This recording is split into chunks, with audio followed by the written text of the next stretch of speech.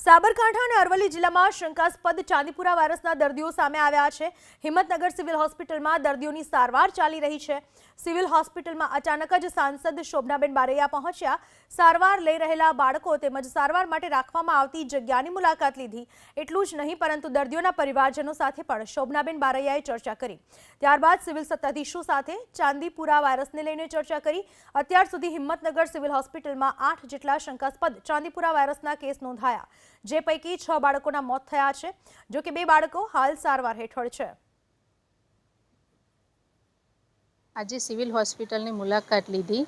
જે ચાંદીપુરા વાયરસ છે એના માટે મેં જોયું હતું કે રોગ ફેલાઈ રહ્યો છે, પણ અહીંયા આવીને જોયું તો જે સસ્પેક્ટેડ બાળકો હતા એમાંથી એકનું સેમ્પલ મોકલેલું છે, 2ને રજા આપેલી છે। કુલ 8 બાળકો હતા, એમાંથી 6 બાળકોના આઈ થિંક મૃત્યુ થયા છે અને ડૉક્ટર્સ પણ ટીમ સારું કામ કરી રહી છે। અને જ્યારે પણ આપણને લાગે કે આપણને તાવ આવે છે કે કંઈ ઝાડા ઉલટી થયા છે કે ખેંચ આવી છે તો તાત્કાલિક આપણે સિવિલમાં દાખલ થઈ અને દવા ચાલુ કરાવી દઈએ તો આમાંથી બચી શકાય છે।